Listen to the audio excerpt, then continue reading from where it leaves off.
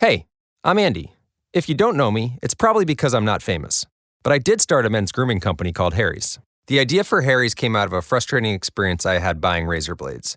Most brands were overpriced, overdesigned, and out of touch. At Harry's, our approach is simple. Here's our secret.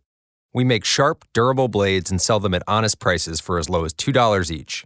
We care about quality so much that we do some crazy things, like buy a world-class German blade factory.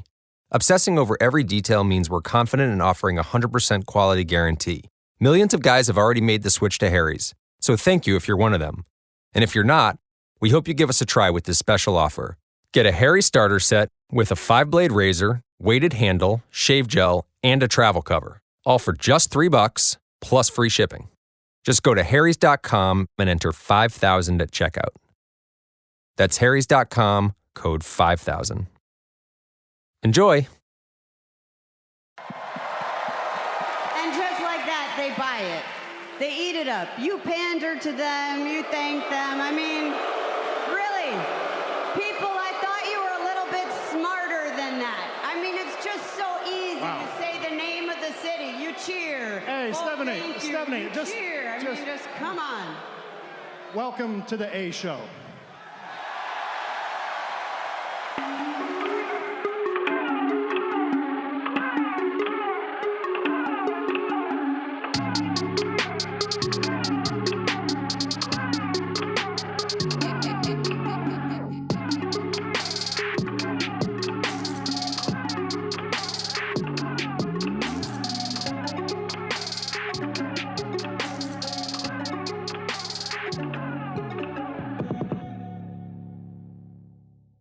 Hello, and welcome back to the A Show with the Kings of Pro Wrestling Podcast. I'm your host, Justin, and I have Meelz, the God, the GOAT, with me here. Oh, please.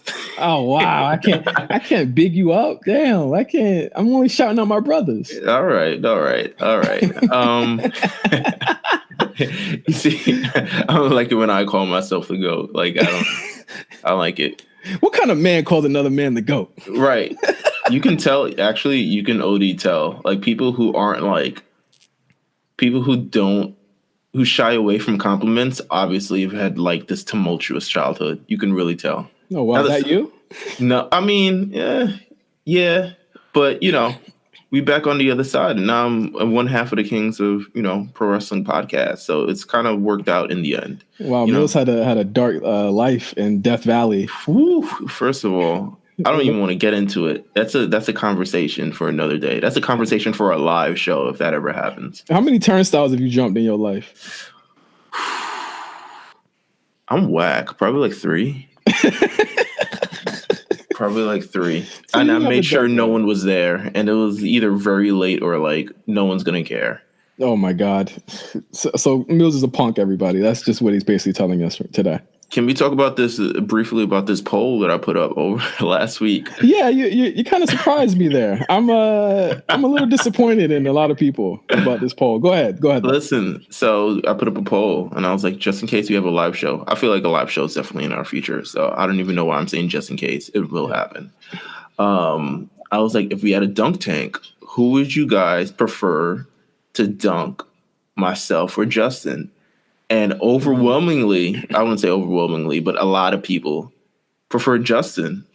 Yeah. And I'm not surprised. I'll be honest with you. I'm not surprised. Why are you not surprised? I feel like people have been they're waiting for the day.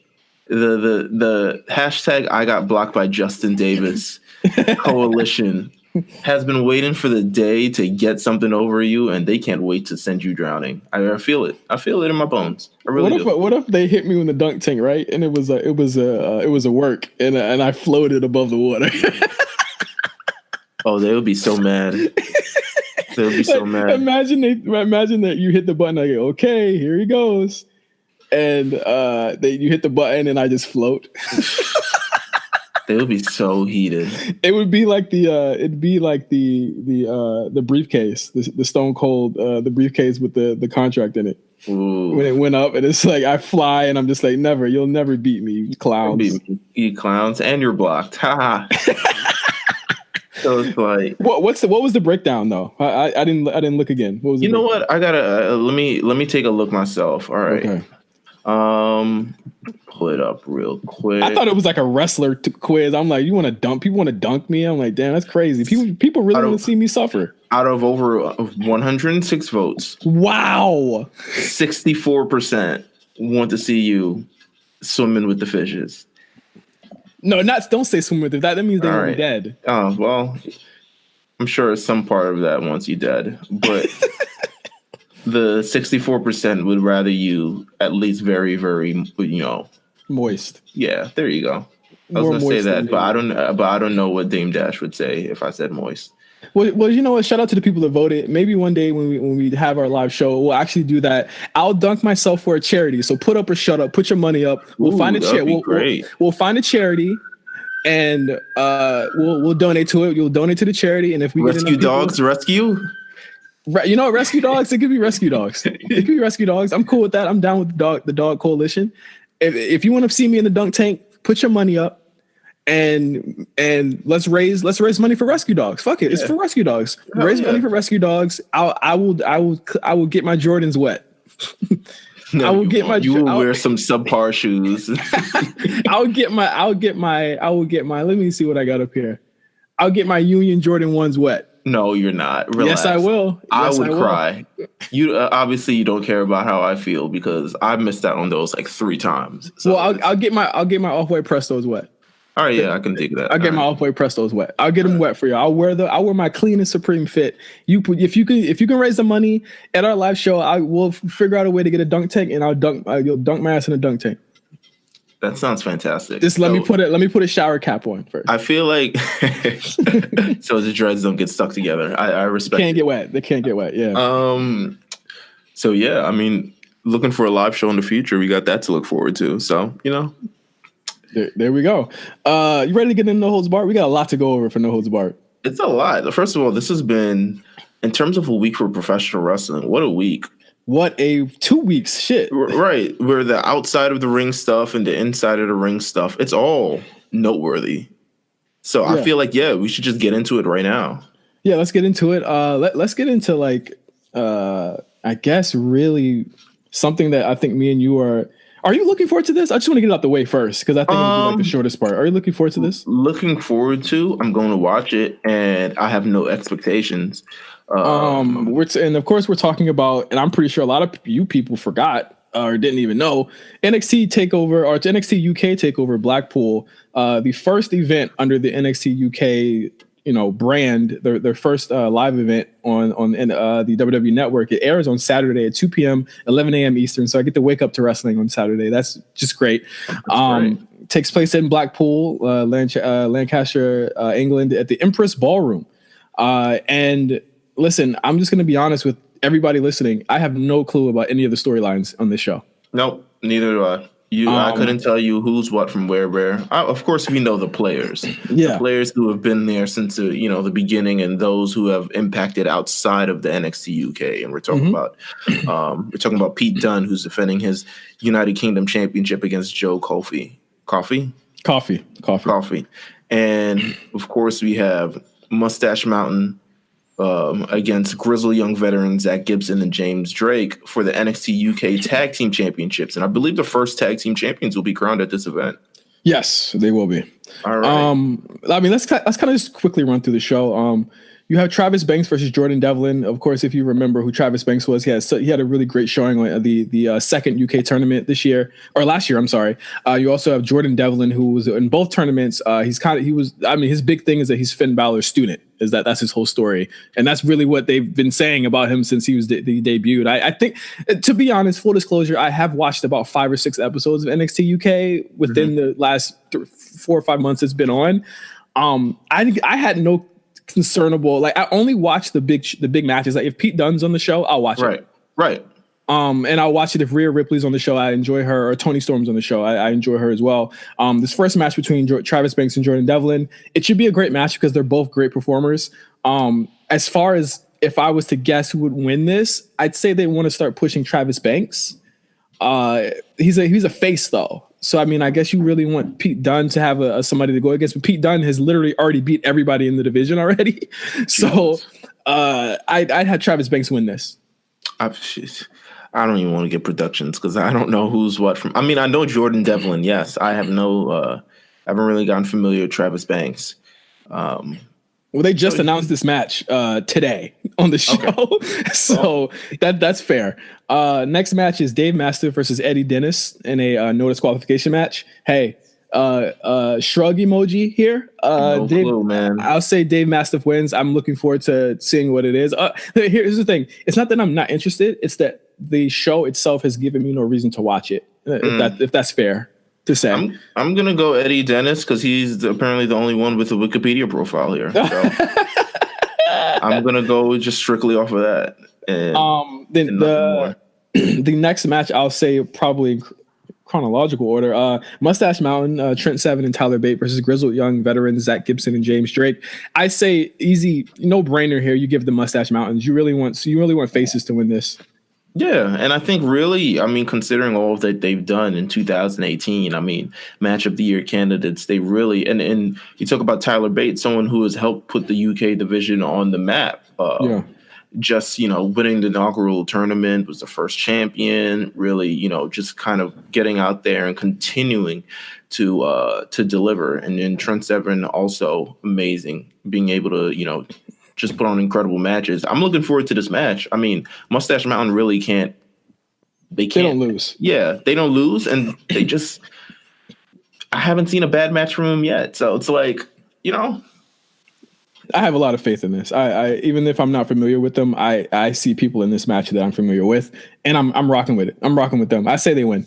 All right. Give them the titles. The next match is for the NXT UK Women's Championship: Rhea Ripley versus Toni Storm. Toni Storm Rhea Ripley's had this belt for a very long time. But even like during the tapings, she's had it since the summertime, technically. So you're looking at around 6. Yeah, she won it at the tapings and the tournament, and it only aired. I think the actual day that she won it, the day it aired was like September, October that it aired, where she won the title. But she's going against Toni Storm, who won the Mae Young Classic last year. Toni and Rhea have already had a match together, and I believe this is kind of like the rubber match between the two. Toni, of course, has won the Mae Young Classic. She is clearly the top face in the women's division that they want to push. Rhea Ripley being the top heel in the division that they kind of want to give a lot to. Really interesting match here. I really do think they're both great. I think Rhea, in just the couple of years she's been there, she's really improved a lot. I really love her new character. I'm going to be very controversial and say that she wins this match. I don't think Toni's going to win. I think Toni's going to win. I feel like there seems to be a wave of momentum behind Toni Storm, especially considering the leaks that, happen, and everyone is sort of really in support of her over the last, number of weeks in terms of just like, those private photos leaking out.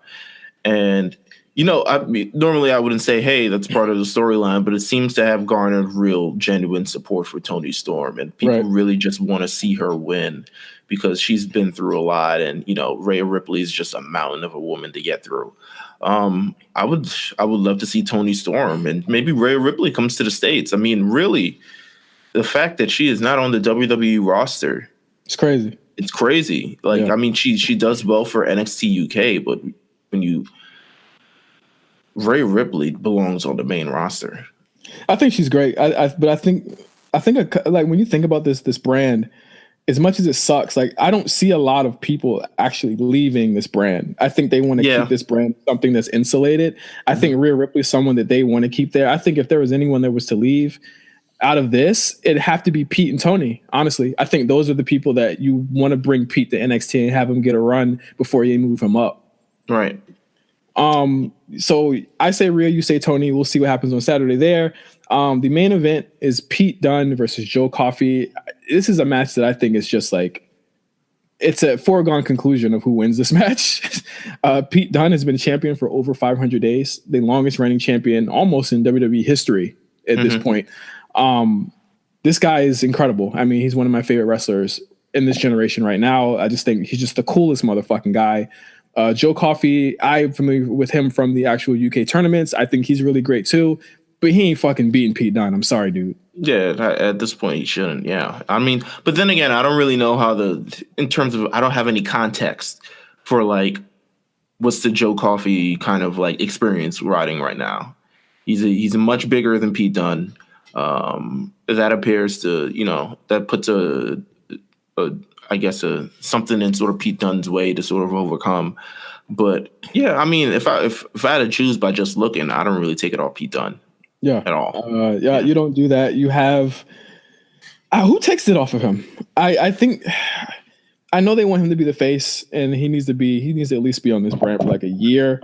But I just don't see anybody on this roster unless Walter shows up that really should do it. Are there any sort of you know what? It would probably have to be someone who WWE signs as a real getter, like a Marty Scurll or something. Walter's the closest. Walter, yeah, Walter as well. I mean, to me, that's who you get. I'm surprised that, you know what? I'm not really surprised. I wish Noam Dar was still on this roster. I feel like this brand needs him more than maybe 205 does. But then again, 205 is about to get an injection of a lot of talent too. So he'll be able to move up as other people leave. I really do think, and we'll talk about this in a second or a little bit later. I do think that we're going to get more 205 guys on the main roster because the Mustafa Ali experiment seems to have been a rousing success, that, to say the least. Right. So that is NXT UK Takeover Blackpool. We will be watching it on Saturday. Watch along with us, and we'll have our thoughts about it next week on the show. But what we really want to get to today is the AEW rally from this week. Rally ain't a triggering word for you. Like rally is like, it's very triggering, but I look at the guys involved in this. Yeah. And I'm like, I don't expect anything, but I mean, look at the roster. I mean, I understand what it is, but rally, it just sends, I'm a little worried. So emanating live from Jacksonville, Florida. Shout out to Amp. I completely blanked on actually asking Amp to be on this show this week because he was actually there. We got to get him on this month. Oh, live correspondent. He actually went to the rally. He had pictures up. I have to ask him about it. Maybe I'll maybe that'll be an RNC short where we just call him and talk about it. Yeah, we have to. I mean, he was there. I got to feel how how it was in the air. Just being around. How many people were standing for the flag? Right. So the AEW rally, everything that kind of went into this was that it was the big unveiling of every signing that they had for AEW, everything that was going on at that point, and just really the fallout from the rally. I hate calling it a rally. It's a press conference, okay? Just call it a press conference. Come on, have a little class. Yeah, rally? What are we doing? It is a rally. I guess rallies do happen in Jacksonville, Florida, but oh boy. But yeah, I mean, call it a press conference. Let's jazz it up a little bit. I mean, as jazzed up as you can get in Jacksonville, Florida. Let me just run through the information, and we'll give our thoughts, and we'll kind of have a larger discussion about that. Sure. So pretty much the biggest announcements from the actual press conference was that the Double or Nothing show is going to happen on Saturday, May 25th at the MGM Grand Garden Arena in Las Vegas. And it will also run in conjunction with StarCast 2 during that weekend from May 23rd to the 25th. More StarCast. I wonder how many Black people will be invited to that one. They announced a large amount of talent on this press conference as well, including Chris Jericho, Pac, aka Neville, whatever you want to call him, Joey Janela, Penelope Ford, MJF, Britt Baker, and they also announced a talent exchange with Sema. He's a Japanese wrestler. I think he's Japanese. I think he's Chinese. I'm pretty sure. Whatever. I'm probably fucking it up. Sorry. Fact check me. Sorry. Sema. I just remember Sema from ROH. But Sema has a group in China called OWE, and they're going to be doing a talent exchange with them. Japanese. He's Japanese? Yes. Okay. I didn't want to racially not misgender, whatever. But this is including the Young Bucks, Hangman Page, Brandy Rhodes, the SoCal Uncensored guys, and Cody. As far as their talent so far that's been announced, no Kenny Omega this show, no clear indication that he was going to be joining that roster, even though on being the Elite this week, they're kind of alluding to it. I'm pretty sure he's not going to announce anything until at least February because his contract with New Japan is not up until the end of the month. Right. So the press conference, I'm sure the audience there was excited. Yeah. I They had a think crowd. They had a nice crowd. they had a inauguration 2017 crowd. Let's be honest here. Listen, people were going up over the pyro. They're like, listen, Yeah, WWE don't got pyro. They don't got this. WWE don't got pyro, baby. I'm like, do y'all forget that WrestleMania happens once a year and they have like the most pyro ever? Have you forgotten of like 15 years of pyro? Like, what are we talking about here? All of a sudden they're broke. All of a sudden it's like lack of pyro. It's like, I don't know about that. WWE don't have that pyro. And I'm just like, all right, okay. But, in terms of general thoughts about it, AEW is the talk of the town in professional wrestling. We can't even dispute that. It is the talk of the town. Everyone's just the general mystery and the general, excitement around it. It's a new brand. It's something new. I don't think in professional wrestling we've had really, besides anything that WWE has created, a sort of new legitimate brand of professional wrestling. Mm-hmm. So just saying that it's something new, a lot of people are interested in it. Just my overall thoughts on it. Let's go from talent. Let's start from the events. Like, how do you feel about the reveal that? Well, obviously they didn't reveal a TV deal, so I think to me that was a big. I won't say missed opportunity, but it left us asking more questions again. I think they need more stuff to continue continue the news cycle. Like the news cycle for them is really, really good now to really put it all out on the table and get out all the information. I mean, we know XFL is coming, but we know like 3 teams, like 1 team, like something like that. Like, so I think it's more so for the news cycle and they're still hammering out the details, but continue, man. Yeah. I feel that we always knew there was going to be like another all-in type card that was coming. So, I mean, that's a good thing. I will say that's a pro that they do have something else coming in May, relatively soon as well. It's a big weekend. It's like Memorial Day weekend in Vegas. That's one of the hottest places to be. Great location for that weekend. Right, yeah. And I mean, my feelings about it, notwithstanding, StarCast seemed to be a complete success. I do have my issues with it. I am cautiously optimistic to see if they will rectify the issues that I brought up last year. No. Sorry. You don't think so? I really know. Oh, okay. As far as worked out great the first time, let's continue it. Like that's really how I feel like it's gonna go. F them ends. Yeah. Oh my God. F them ends. Yeah. So. The talent. How do you feel about the talent here, Meelz? It's a variety of characters. On one hand, we have Christopher Daniels and Frankie Kazarian, which is, to me is, you just sound so shady. You know what it is? It's just like, I don't know. Here we are. I mean, we've seen them around the globe, and here they are at AEW. Real get. The major get for me is Neville. Neville is the guy. Neville to me is if you talk about eventually bringing in a sort of Kenny Omega.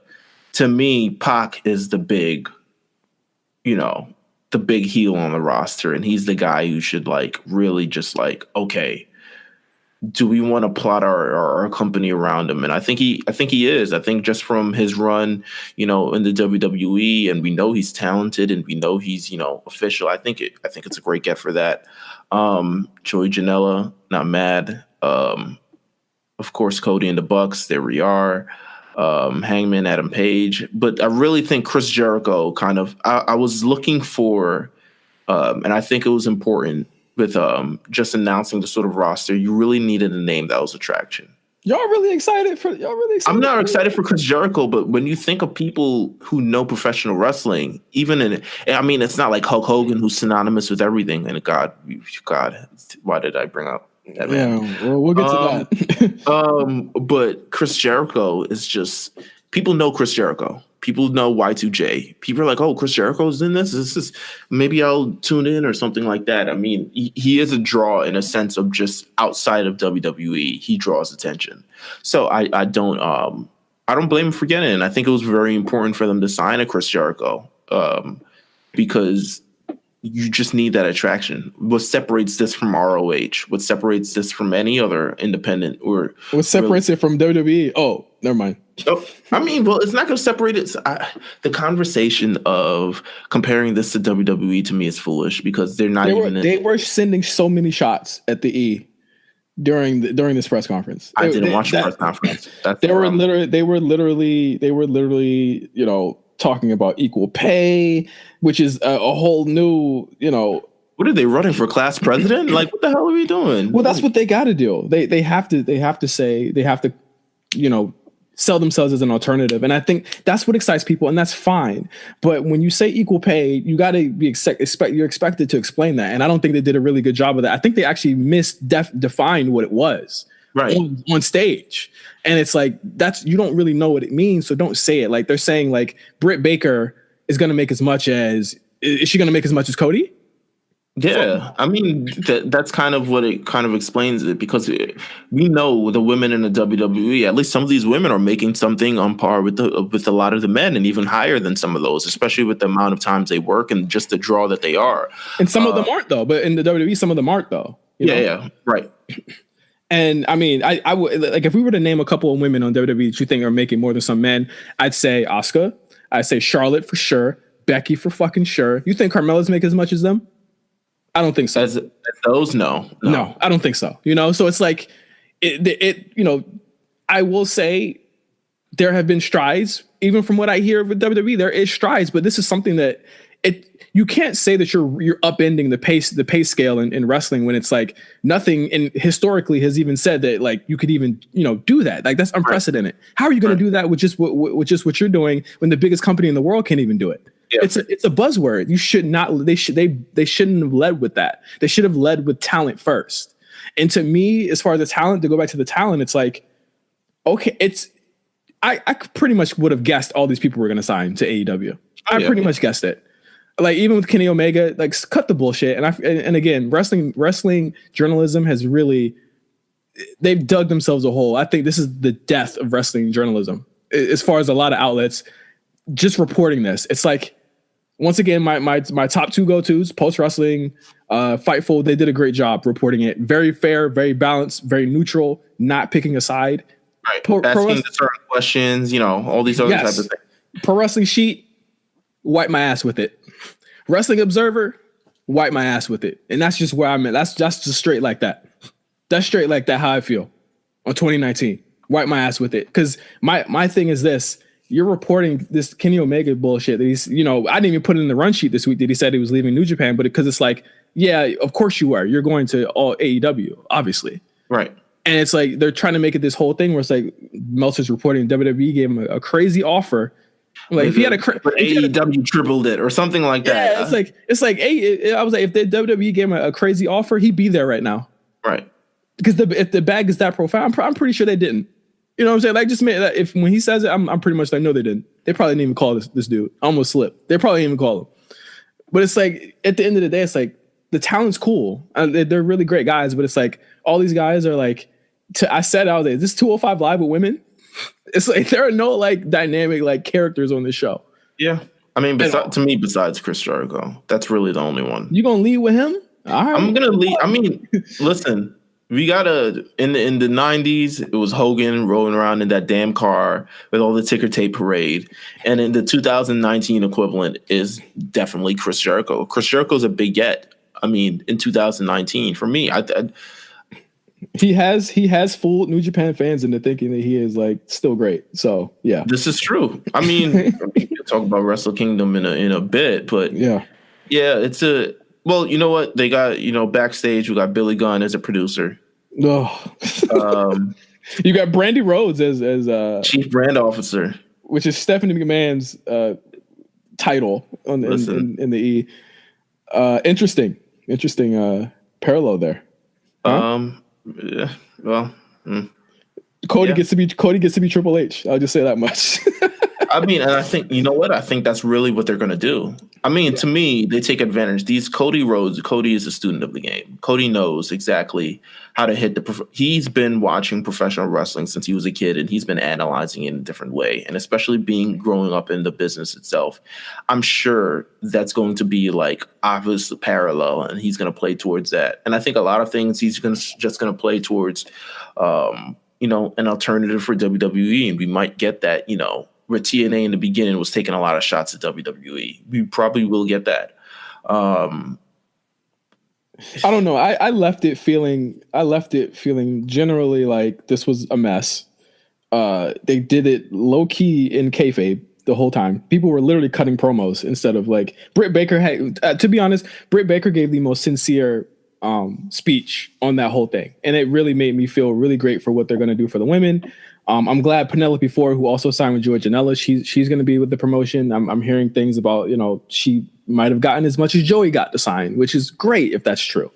But to me, I left with way more questions than answers. I don't know if this is going to be the number 2.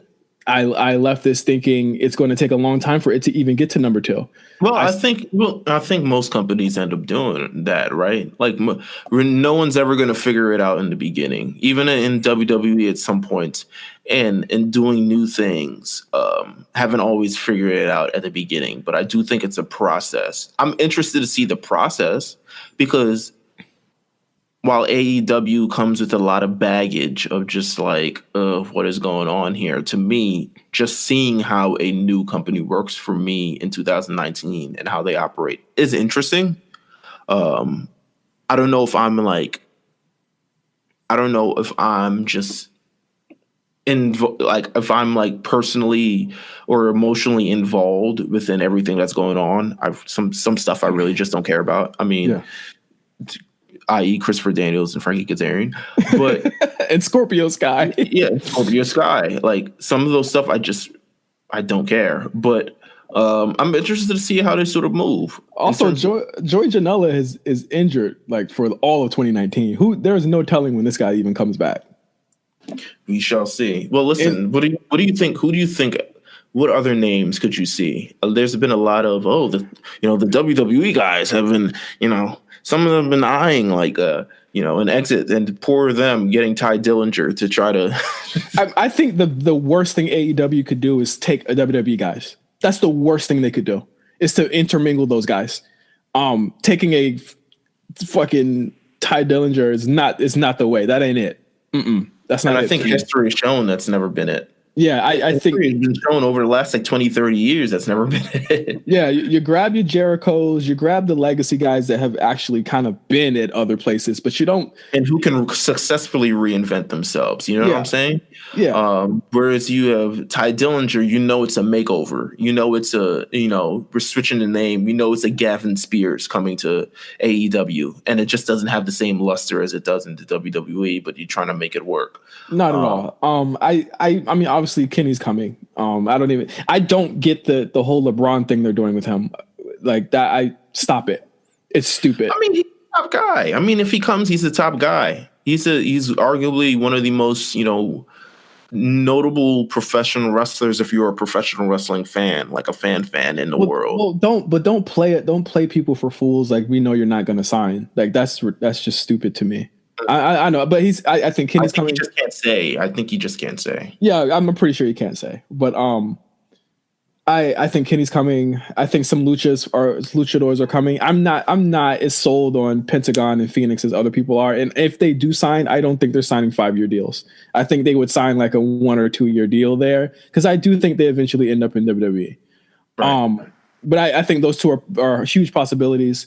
As far as women, it's a crapshoot. As far as wrestlers that are black or Asian or something like that, it's a crapshoot. They're literally like pretty much all of them are either going to Impact or WWE. So Jacksonville, Florida. I don't know. I can't call it who else is coming. I think again, I will say if AEW, I feel like we'll get if I had to predict, I feel like we're getting a few more older names as well. And I'm talking about potentially talking to I don't know where he's at right now in his life, potentially talking to a Rob Van Dam, potentially talking to a lot of guys who are still working the independents. To me, if I'm thinking, I'm talking to, a Carlito, I'm talking to all those other guys. I know. That's all they got out there. What do you want? All the good guys are in the E. What do you want? Like, all we got is WWE washed themselves of the 2000s mid-aughts like wrestlers. Like, they were just no. Maybe the girls from Glow. Who knows? Should WWE be afraid? Afraid, no. Yeah, okay.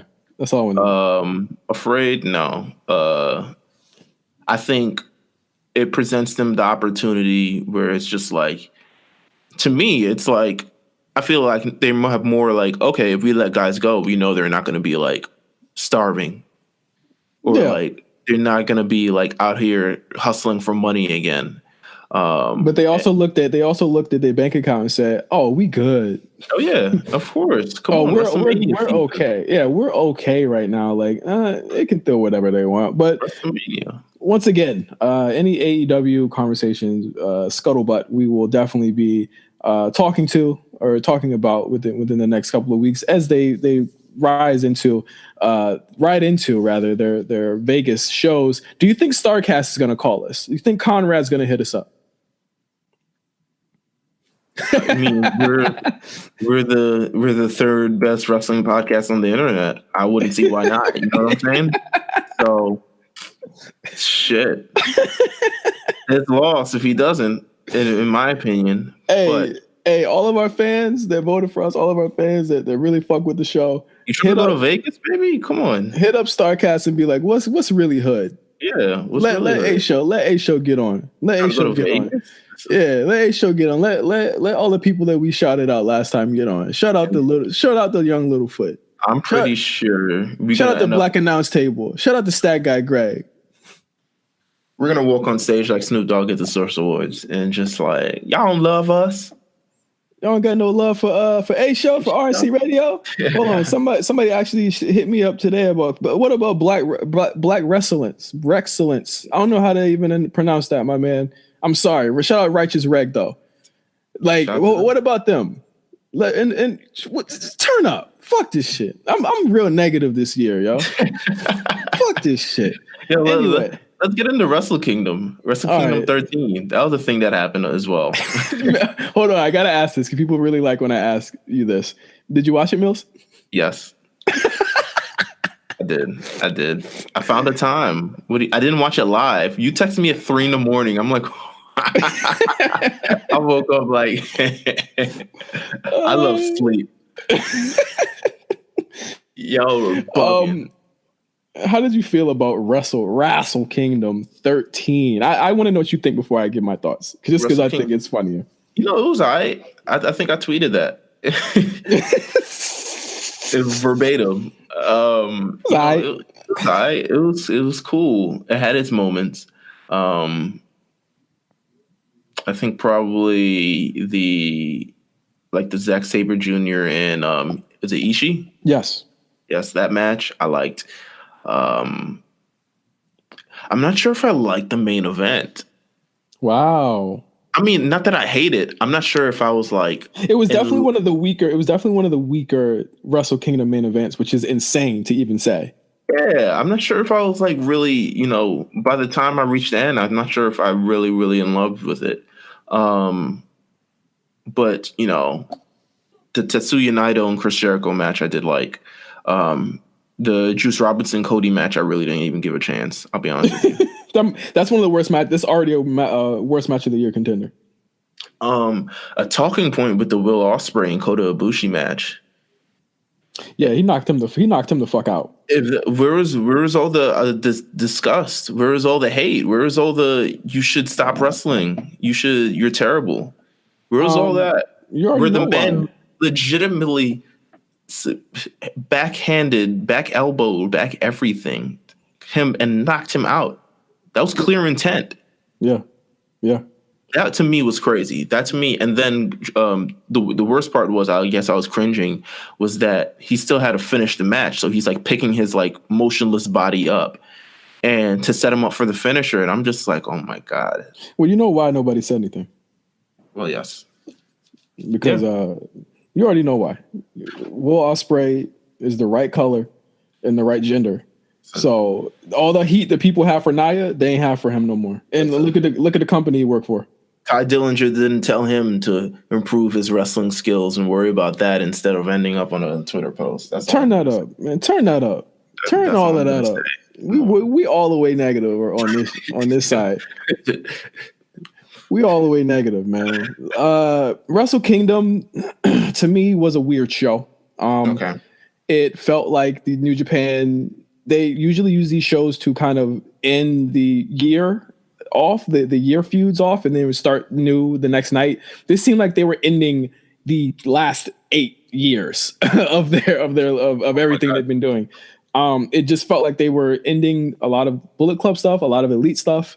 The Elite lost. They weren't pinned, but yes, they were. The Bucks were pinned pretty decisively. Cody was pinned pretty decisively with 2 finishers. Kenny lost a hard fought 40-minute match.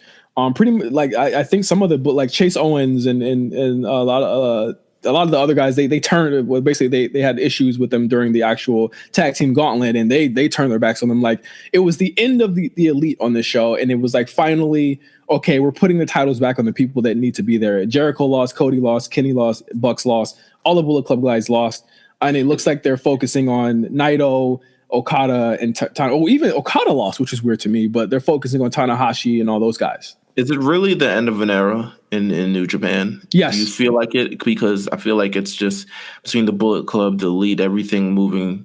That's been going on for a number of years. Yes. I mean, years on years on years. These factions who have pretty much grown and have changed and have morphed and have, sold a lot of merchandise and become worldwide names, from New Japan, and then bring it over to America, and then bring it, having the great success over there.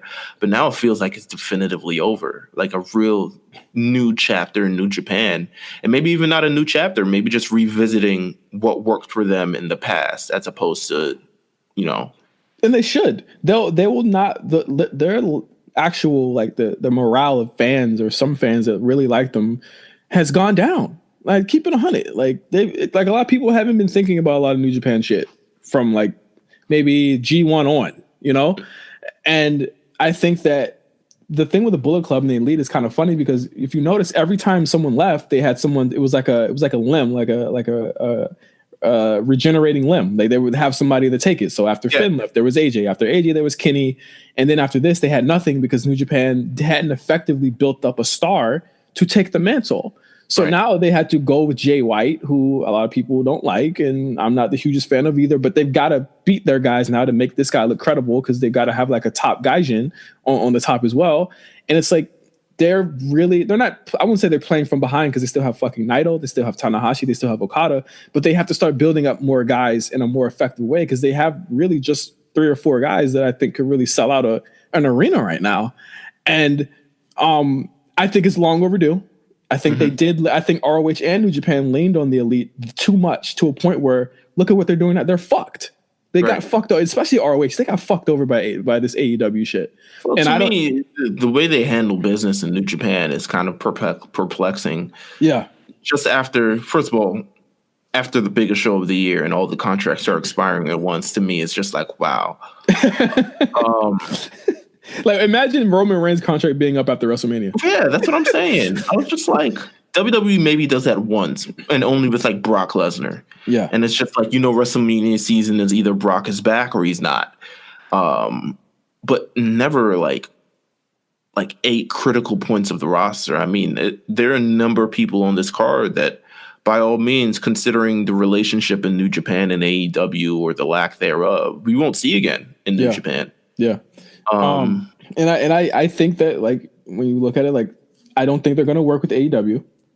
I think that it's pretty much a wrap for all of that. And I think going forward, 2019, they're going to focus on the Jay Whites. They're going to focus on a lot of different talent that they haven't usually done so with. But we're also forgetting that Kushida is leaving The New Japan. He announced to be leaving that, and people think that he's going to show up in NXT within the next couple of weeks. And I think that is a tremendous. Even if they don't get Kenny, getting Kushida is a huge get for WWE. Is like as far as their roster and their junior roster or their cruiserweight roster, Kushida would be a huge get. He'd be like the Rey Mysterio of them. Wow, that's how good he is. He's that fucking good. Like dead ass. I fuck with Kushida a lot. And I think that like going forward, they've lost a lot, but I don't think New Japan's out of the race yet. I still think they're a firm number 2. Yeah. This is a restructuring year for them. I think it's time for them to start looking for talent outside of their usual. Stop going to don't even look at US. Just go to fucking Noah. Russell, find different promotions like DDT or something like that. If you can bring people in just for a couple of shots and see how that works. I agree. So yeah, all in all, I give Wrestle Kingdom 13 honestly like a 7.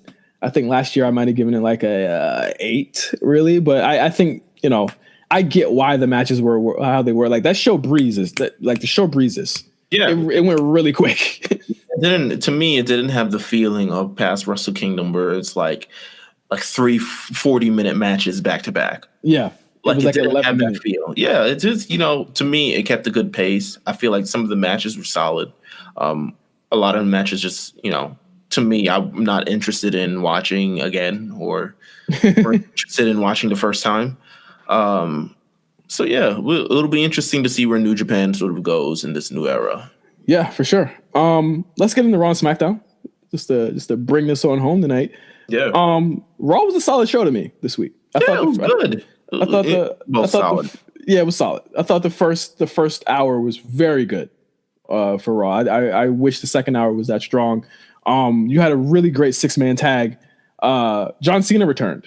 Okay, I can't bury the lead there. John Cena returned. John Cena returned, just like I said last week. I mean, in terms of the star power of Monday Night Raw, you want someone like John Cena. John Cena really just brings it had a different energy on Monday Night Raw. You felt like there was an actual a face character, just a Seth Rollins one who isn't, but Dean Ambrose. You had Finn Balor, who's kind of like, is he not? What are we doing? But John Cena is just dependable, someone who can deliver, and then someone who the people are going to get behind. And it made for an exciting opening to Monday Night Raw. Yeah, really good 6-man match. It's the show started with a brawl between Seth and Bobby, who to me have really good chemistry so far. Like I really like these two together. Yeah, I mean, John Cena starts off, he declares that he's entering the 2019 Men's Royal Rumble. I think the Royal Rumble is filling up quick too. There's like 10 spots left. Because no one has to qualify. You just have to, the first person to a microphone who says, I declare myself in the Royal Rumble. But also really dope is that they have the talent to do that. Where it's like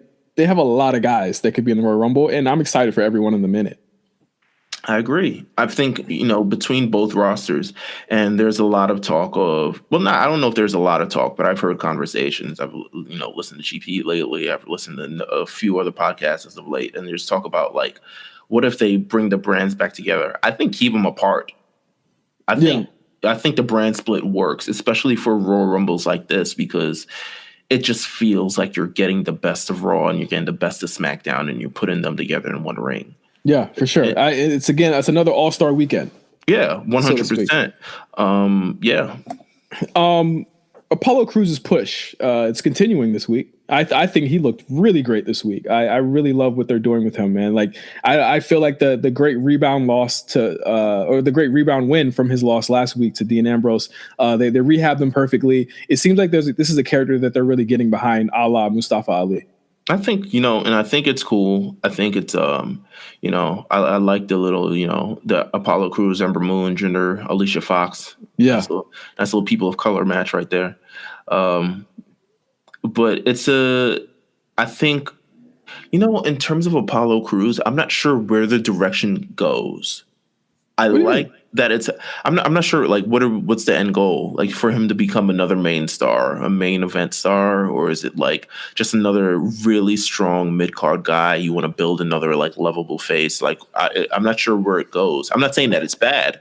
I'm just saying like I'm interested in where this ends up. I think you kind of position him like a Rusev. I think obviously they never stray, like it can't be Finn obviously because he's never too far away from being in contention. Right. Finn's always in contention for something. Yeah. I think there needs to be like Raw to me last Raw's year. mid-card sucks, yeah. Yeah, Raw kind of sucks. Yeah, like Raw's mid-card, and it sucked because there was no one we could get behind. And now you have an Elias, you have a Jinder, you have a Apollo Crews that builds up. But I mean, you're really going for this be nice to Jinder thing, aren't you? But you got You're like a Jinder. Don't hinder him, bro. Don't hinder Jinder, bro. Shout out to the Frey movement, man. Shout out to New York Mike. But you got to have these guys that they build up in a way that's really strong. And I think if they want to have Apollo be that guy, it's like you never really saw world championship potential with the guy, but you can still make him look strong, you know. And I still think that's cool. And they have a long way to go with him before he gets the reaction that they desire. But I think it's possible with him if they keep having him show these types of athletic feats and have him build his confidence. Because that's what I see with him for the past month. He has confidence again, and I really enjoy that. And I think they really have to stay consistent with it. I mean, we've seen this kind of before, and I don't want to just name another black wrestler, but I will because it was kind of a similar situation. You remember 10 years ago, Kofi Kingston? Mm-hmm. And they were sort of rebuilding him up, and they had him in this big, feud with Randy Orton. And I mean, just that one situation that happened between them, and they kind of just pulled the trigger on Kofi. But Kofi was getting real, genuine live reactions. People were behind him. They saw the fire beneath him, and they were just like, yo, we love Kofi Kingston. And that's what I'm kind of hoping they do with Apollo Crews. And even Ember Moon itself, because, Ember Moon's been called up to Monday Night Raw, and it feels weird because she's been called up in the like Ronda Rousey era, where it's just like the focus is Ronda Rousey, the women's championship, Ronda Rousey. We have to sort of build this towards the next Mania. And she's kind of just been like on idle. Like she's just been chilling and just like, oh, I'm doing my thing. I'm hitting, eclipses, but nothing. Barely loses. I always say like they care if they bet like she only loses to like top people. So obviously they care a little bit, but you're right. She came in at a weird time where I don't feel like, and I'll say it right now, I don't feel like last year's Mania call-ups, I don't think there needed to be any last year. Because I mean, look at all of them right now, there's so much talent on these shows where it's like, look at Almas, like they're just now heating him back up, Right. And they just came in a weird point, and now they're forced to push these guys. Why? Because Roman's gone, because they have there's new promotions coming. They have to start pushing these guys. And I think Apollo Crews, talented dude, man. They've always seen things in him, and I think that they had to have him wait, and I always say this, they never do things when we want them to do it. They always do it when it's on their time and when they feel like it's right. And I think that having Apollo Crews anchor that mid card, perfect role for him right now. Right. Perfect role. Listen, Braun Strowman ain't it. You know what? I'm not gonna say that. It's just this was very awkward. This was a terrible promo. And I'll say this is the reason why it was awkward, because Braun Strowman for one thing. Braun Strowman picks people up and throws them down. He picks things up and throws them down. He kills, he murders people. That is why we fell in love with Braun Strowman. To see Braun Strowman in this sort of handicap sort of capacity, I'm feeling like maybe if he's not injured, don't even have him on the show.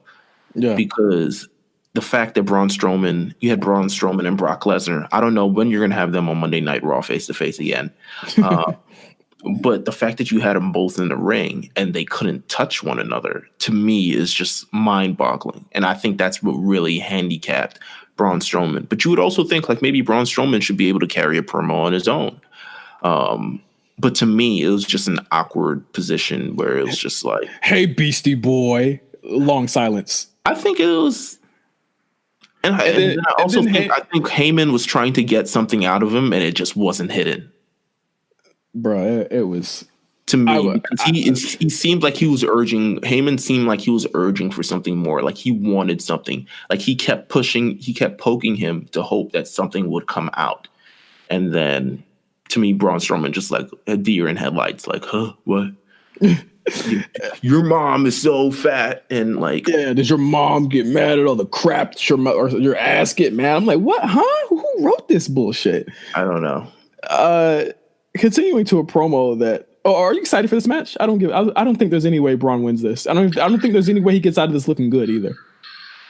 No, but we'll see what happens. Yeah. Nia Jax, Sasha Banks, bitch, what line? Okay, that's spicy. Also an awkward promo. Did you feel as though this promo was as awkward as I found it? All right, so I have thoughts about this promo. I do, and I've looked at it a couple times since. There is a few awkward moments in this promo. I'll say that. But generally, I feel like Nia Jax.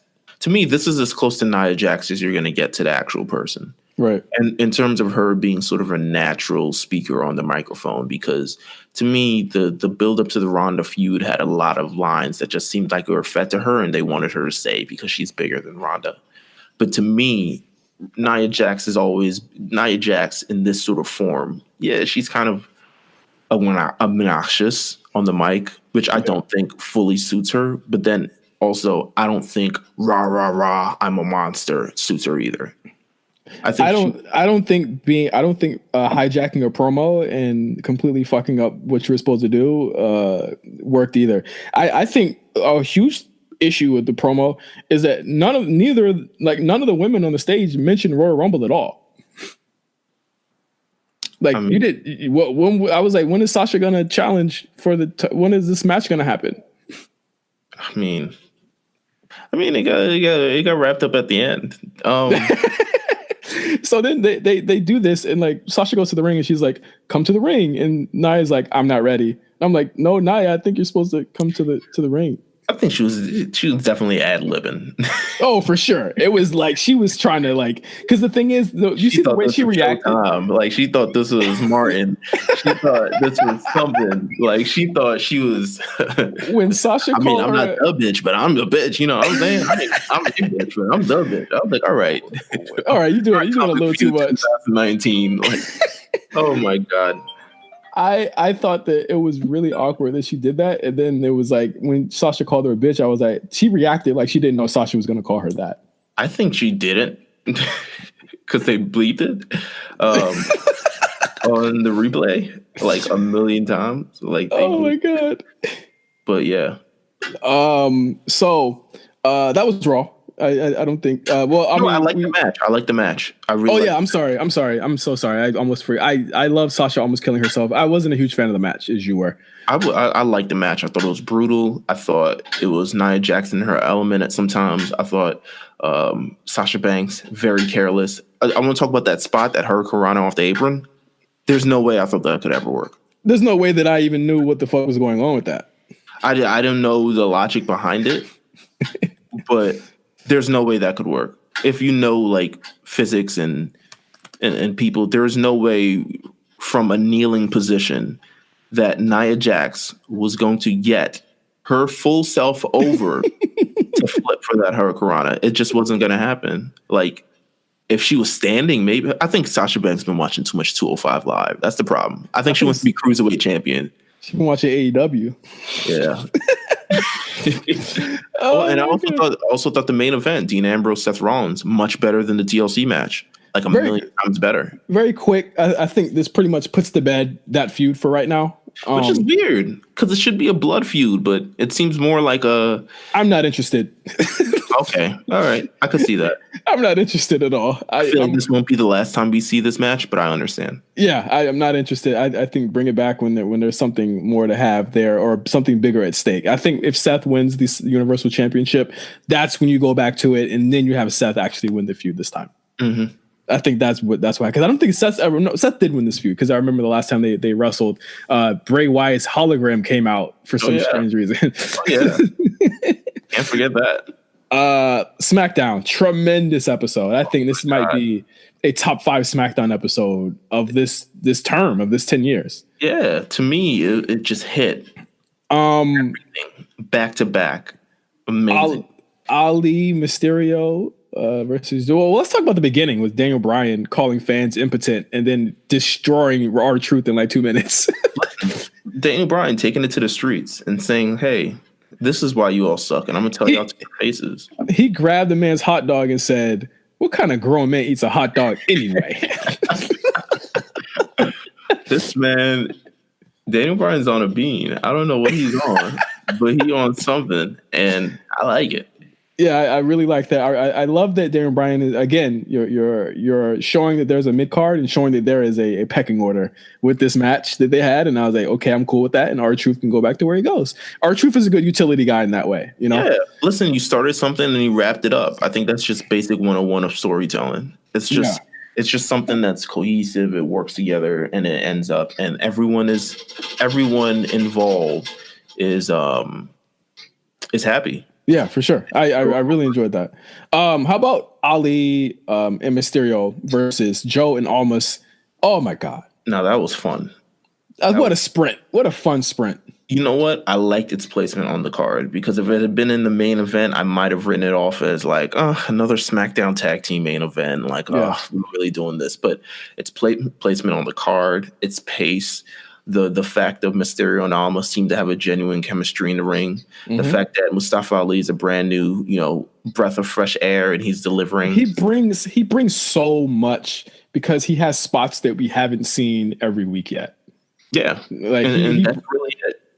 I really love his inclusion into 205 Live. I cannot stress enough how much of a success that was, and how much I want to see Cedric Alexander on the main roster doing these same things and showing people what he can do. I agree. I think he'll get his chance. We also had Almas pinning Rey Mysterio, and I have to pose the question, are we prepping for an Almas revival? Are they making him look strong going into WrestleMania season? Listen, it is. Every, non-Rey Mysterio Mexican superstar's rite of passage is beating Rey Mysterio. It happened with, Chavo. Yeah. Eddie. Other guy. Why am I forget his name? Scarf. What other guy? Starts with an A. Dated Page. Brad Maddox? No. Oh, whoops. Oh my God. Why am I forgetting his name? Alberto Del Rio. Oh, Del Rio. Yeah. Wow. Jeez. My bad. Talk about AEW bound. He is not showing up at AEW. No. Oh, he's there. He's already. He probably already lives in Florida, baby. Like, boy. But fun match. Really fun match. Fun for Almas getting the win. I think really you got to trust the process with Almas, and I don't think there's any room to sort of worry about. Almas isn't really on the card, and Zelina isn't. Like, Almas will be fine. I'm sure that Almas will be fine.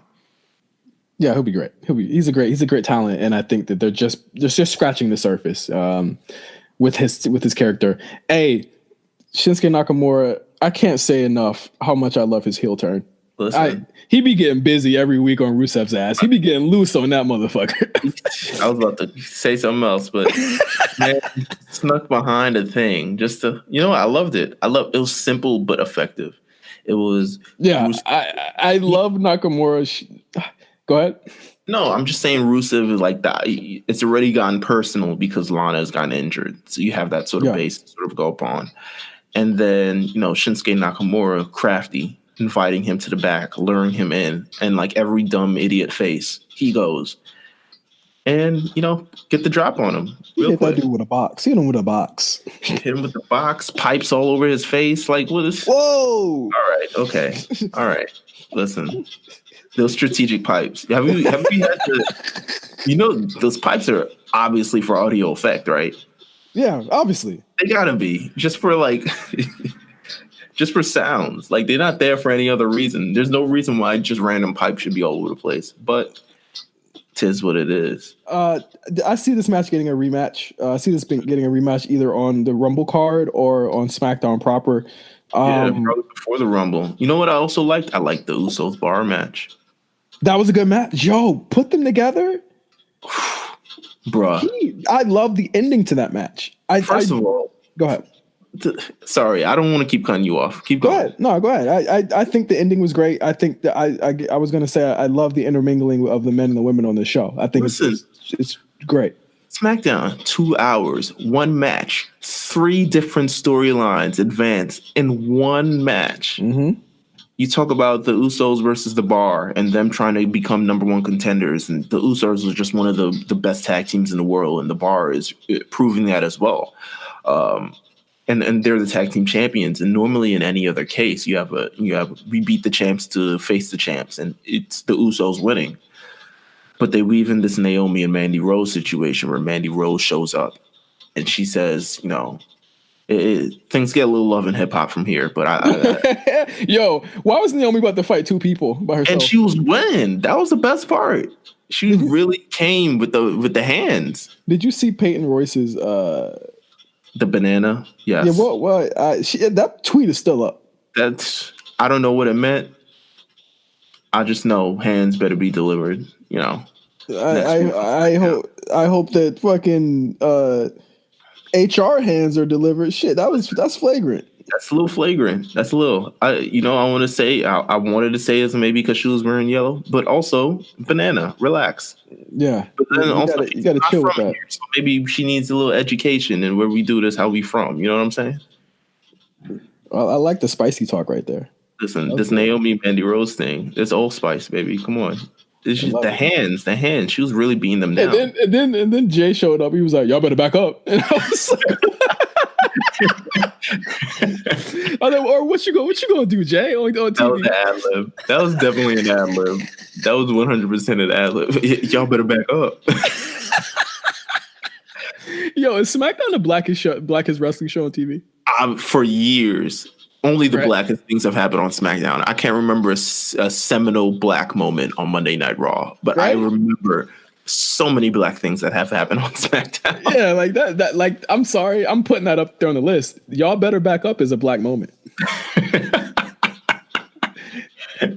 Oh my God! And then the Bar wins the match, and then the Miz comes down, and hey, didn't I tell you? Didn't I tell you? Yeah, Royal Rumble. Miz Shane, the Bar.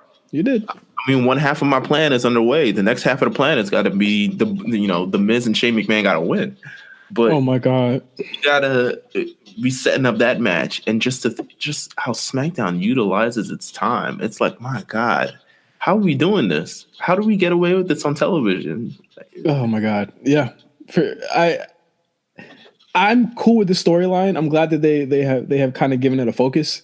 Yes. I'm just wondering what the twist is going to be, and I hope it's not like a Jericho, Kevin Owens type thing. Stop waiting for the twist. Just enjoy the ride. It's the Miz. All right. Can we get off this? Let's get off this topic.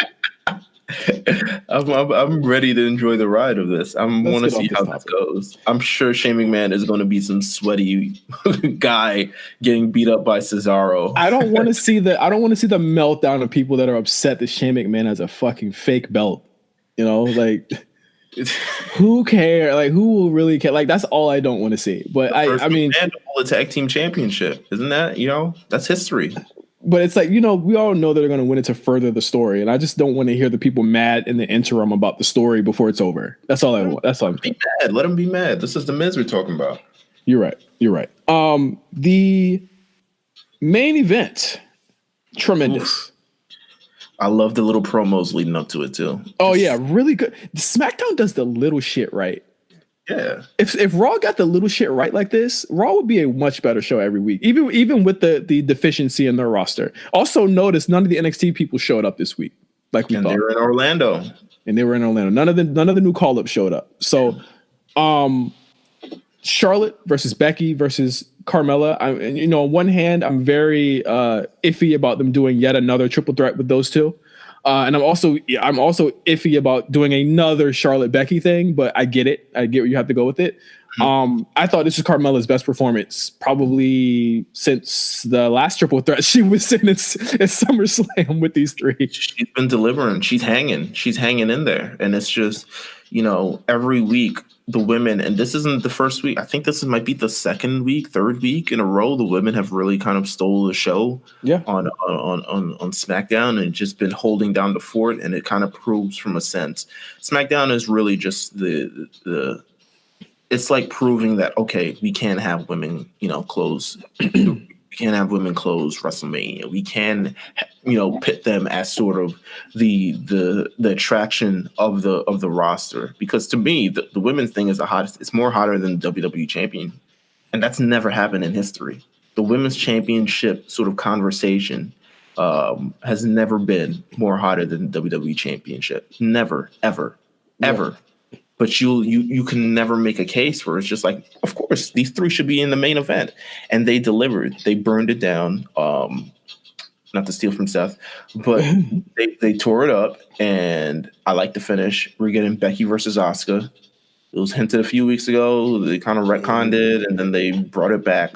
Creatively, I love how creatively they are so careful with Becky.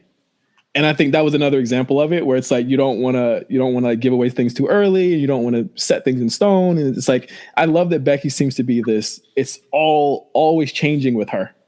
It's like she is booked very strong. Right. So let's be clear. But as far as like her direction, it changes week to week in a way that they deliver the message there. And I really think that the care shown to her is like, I'm like, damn, I wonder what would happen if they would have done that with Roman. But you never know. I think.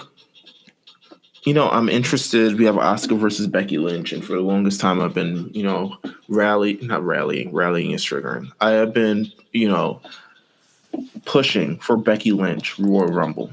Even when she was women's champion, Becky Lynch Royal Rumble. This needs to happen. This is kind of the moment where you kind of do it. And now it's kind of like it's up in the air. If she loses, will she still be entered? If she doesn't, will she, won't she? It's more likely that she won't be in the Royal Rumble, in my opinion. But we'll see. It's an interesting sort of way. I'm kind of okay with it. And I didn't think I would be, but I'm kind of like okay with seeing what happens from there, because they've just been handling this so well over the last couple months that I'm like, okay, obviously we got to get Ronda Becky or Ronda Charlotte or some sort of triple threat match at Royal Rumble. How are we getting there? And how are they going to tell this to me? And I'm interested in sort of that route. I think that, essentially, like, it's still possible she could go to be in the Royal Rumble, It's not filled up. And I think they're actually going to focus less on bringing back women this year, which is great. I think you want to save them for Evolution pay-per-views anyway. I think they've got a stacked roster between Raw, SmackDown, NXT UK. They've got the players. Yeah, for sure. And I think it is really, really, really a testament to how strong they've made a lot of them look. You could bring in NXT people, like you said, there's a lot of people that could come in. I think Triple H should just give a call to Mako Satomura and just like, hey, you. Oh my God, you trying to kick people for a living on on a national stage? Hey, rock hard, brother. But I mean, it's still possible to do that, but there's still possible Becky could win the Elimination Chamber, Yeah. And get into the match or find a way to do that. I think what they're going to do is going to be something that is Stone Cold-esque in either way. You're already seeing her use you're already seeing not like she is Stone Cold, but the way that they're booking her is so protected that she might show up on Raw. You never know. Yeah, you never know. And in Asuka's case, this is someone who I don't see losing this title for a while. I'm just saying that right now. I would hope she doesn't lose. I don't think there's anyone even close. I think if you're going to do the triple threat with Charlotte, I think you have in between, in the interim, you have Asuka get her win back, and you have Asuka face like Nikki Cross or something or Mania, and then go on from there. But I think having Asuka beat Becky is really good for her and really good for Becky, because it gives her a loss that won't hurt her, but also gives her some it gives her adversity that she doesn't really have yet. There's so many storylines with her. You have to wrap up the championship story and you have to get to the Ronda story. So I think they're going to have a great match. And I think it's going to be so great for Asuka to get that win and just really solidify her as a champion. And I really love where this program's going. Me too. So that was SmackDown. That was Raw. That was everything that happened in this week in pro wrestling on the A Show. We have a huge show for you guys that is coming very soon. We announced it earlier this week with our preview of shows that are happening on the RNC Radio slate. It is our CM Punk episode. We are feverishly scouring the internet for all the moments and things that happened with CM Punk during that era. Are you ready to go back 5 years in the past to this? I'm ready to have this discussion because I feel like it's been enough time. We've seen a lot of things that happened post CM Punk leaving. Mm-hmm. We've heard all types of angles in terms of how this night in Cleveland, how the post Royal Rumble, that sort of encounter between Triple H, Vince McMahon, and CM Punk went. And I think just telling the story of how CM Punk got to this place, what happened that night, where it is gone, how did everything break down, and how did CM Punk become one of the most laughable characters in UFC? I mean, really laughable characters, period. Honestly, I think his stock has dropped so much. And I don't want to give too much of my thing, but it's a similar situation to like, and you know, considering who we're gonna have on it, it's a similar situation to Brett. Yeah, where Brett leaves, business is booming, things don't go as well for Brett, you know, post WWE, and I'll leave it at that because we're gonna have a much bigger, you know, better discussion on the CM Punk episode. But I think, you know, it's something to look forward to. Please stay tuned. And stay tuned to everything that is RNC radio related. Of course, we had a new episode of RSPN dropped this week. Really enjoyable episode. I fucking love this show so much. Shout out to Mark and Jeff. And we've announced a whole bunch of different shows. We have a new show premiering on Monday on RNC Radio. It is Pafifi, Pat, the man himself from Late Fees. His new show, The Cable Box, which is a new TV recap show that will be basically running through True Detective Season 3, which is one of the most anticipated shows on HBO this year for their new lineup, their new slate. And we also have the newest episode of Late Fees, the first episode of the 2019 season, with our best of 2018 movies. It's a really good episode, really, really great. Can't wait for you guys to hear it. And I think that's it for this week in RNC. Am I missing anything, Meelz? What do we have? The playlist came out. The playlist, RNC Radio Live is out. And by the time you hear this tomorrow, R&B and RNC will be out as well. And then this weekend, we're going to have this upcoming weekend, we're going to have a new episode of Two Belts. It's going to be a very special episode. And then I think I want to have a discussion on Future. And like, not a discussion in terms of a bad thing, even though the singles aren't, you know, booming out the system. But I think I want to have a discussion on like, how are we going to remember Future? And just looking in that sort of grand scheme. So you have that to sort of look forward to. And yeah, I mean, we have a whole slew. Check out RNC Radio Live on Twitter and you'll see everything that we have coming up over the next couple of months. Very exciting stuff. Exciting. So until next week, shout out to everyone that listens to the show. Shout out to everybody that shows us so much love, and everyone that wants to dunk me in the dunk tank. So but until next week, we will be back with another episode of the A Show. Also, rate 5 stars on Apple. Oh yeah, please subscribe to us on Apple Podcasts and rate us 5 stars. It's super easy. It takes 2 seconds to do. Follow us on SoundCloud as well. We really want to start getting a lot of different things moving for RNC Radio as a whole. So show us some love. Leave us a comment. Leave us a review, and we will be very, very thankful for you guys. We do this for you guys. You know what I'm saying? So we have a lot of stuff coming this week. If you listen to the show and you want to rate it, make sure you put as the subject. Just put like burn it down. Yeah. So I can see who's rating it and who's listening. So if you're listening to this on Apple Podcasts, just put, when you give us 5 stars, just put burn it down in the subject title. Yeah. And we'll shout you out on the show. How about that? We'll shout you out. There we go. So once again, thank you guys for listening. For Meelz, I'm Justin. Thanks for listening to the A Show. Until next week, peace out. Happy Rusev Day.